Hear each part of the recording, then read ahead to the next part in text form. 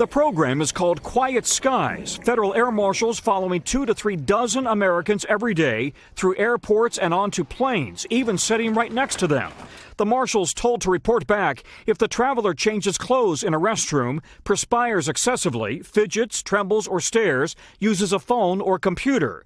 Passengers are selected for monitoring if their foreign travel and other factors raise concerns, including criminal records, curious financial transactions, email or phone numbers linked to terror suspects. Among the passengers followed a businesswoman who was in Turkey, even a flight attendant. You have over 2 million people a day that currently travel in and around the United States.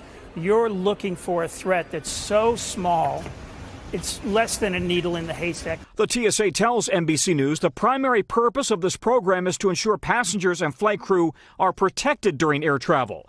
We recently talked to TSA Chief David Pekoski about the air marshals. For passengers, I think they should feel very safe and secure that we have a Federal Air Marshal Service that does provide that in-flight security. But travelers are never told they've been followed, their activities documented, raising privacy concerns. It should go without saying that government agents shouldn't be monitoring travelers without a good reason for doing so. And the Air Marshals Union complains the program is a waste of time. The American public would be better served if these marshals were instead assigned to airport screening and check-in areas so that active shooter events can be swiftly ended.